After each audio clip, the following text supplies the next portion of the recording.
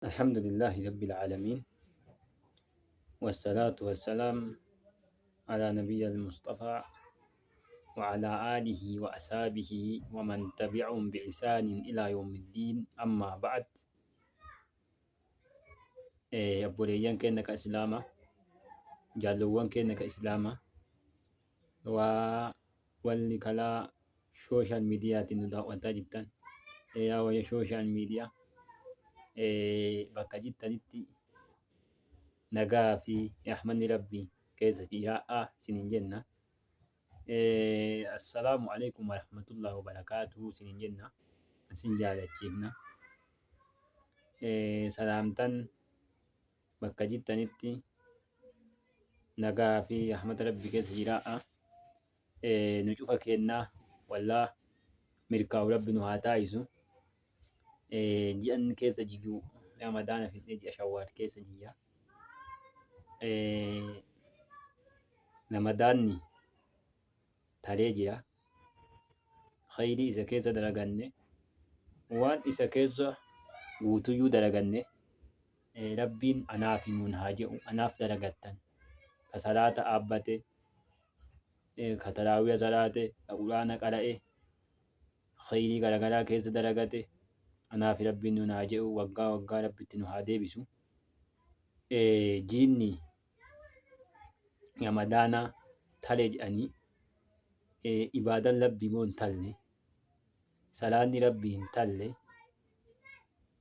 salaanni rabbii gizee maraan jitti jechuudha. Haga ati nafseen jittu, haga ati duniyaa tanarra jittu salaanni rabbii hin jitti.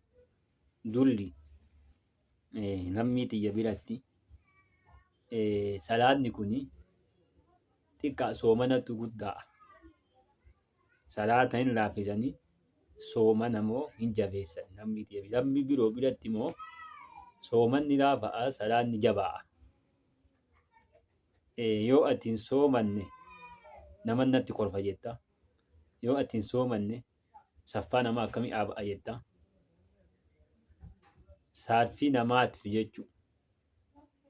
Wanni moo ati dura iyyaa gaafatamtu dura awwala yooma yaquulu nnaasu lirabbil aalamiin, guyyaa ati fuulduree rabbii aalamtoota dhaabattu, guyyaa ati rabbii aalamtootatiin wal geettu, wanni ati iyyaa gaafatamtu moo awwalaanii salaata kana.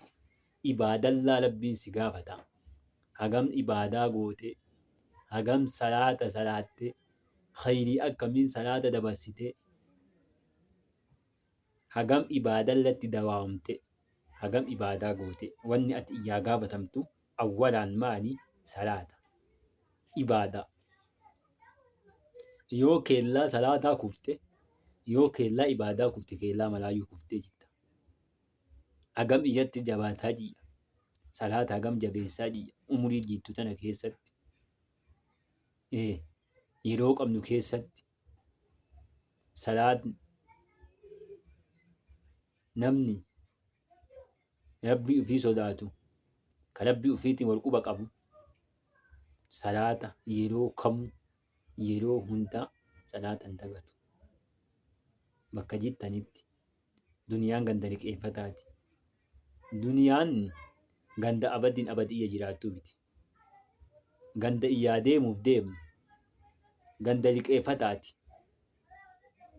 Gandi keenya ganda nu duuba eeggatu sana. Gandi abadiin abad keessaan baane ganda akhiraati. Ganda waan ati daladde bichaa haamattu, khayrii ati hojjate bichaa haamattu, ibaadaa ati goote bichaa hasabattee karaa jannataa si galchanii.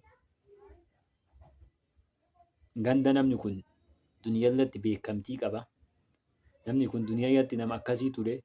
Waa laallafiin hin jirtu ganda sanitti. Waan dalagaateetiin tatta, dalagaateetiin deemta, hojii keetiin seenta. والحديث في صحيح البخاري والحديث في صحيح البخاري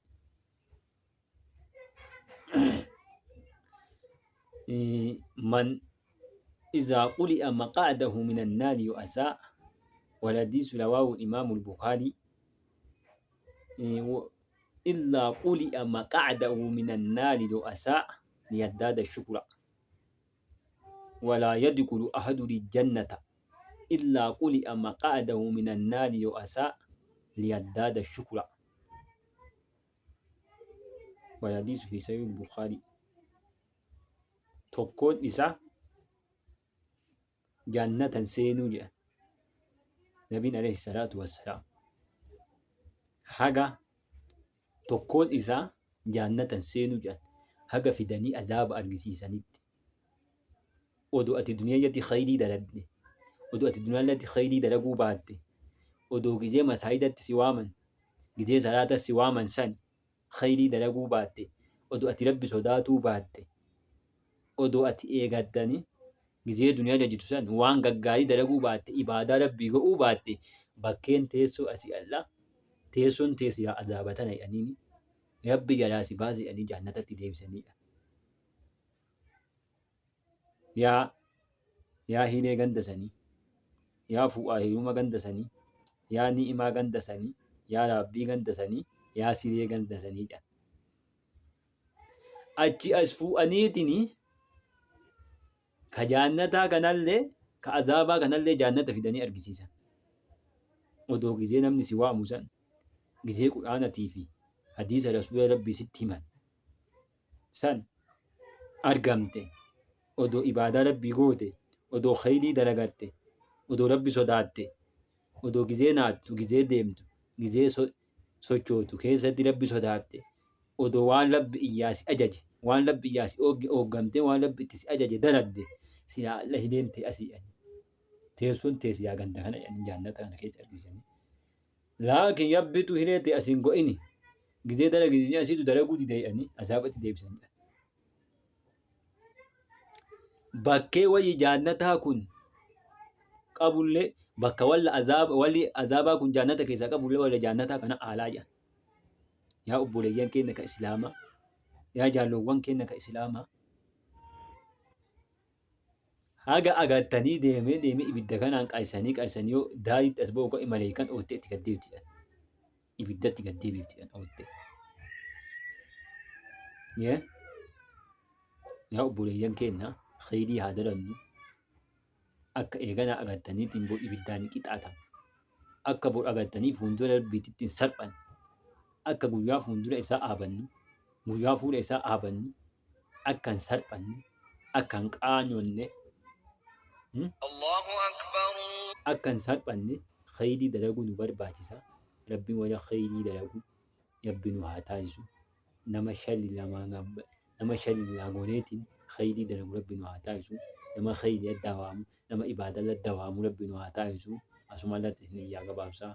Wabillahi tawfiiq. Assalaamu alaikum warahmatullahi wabarakatuh.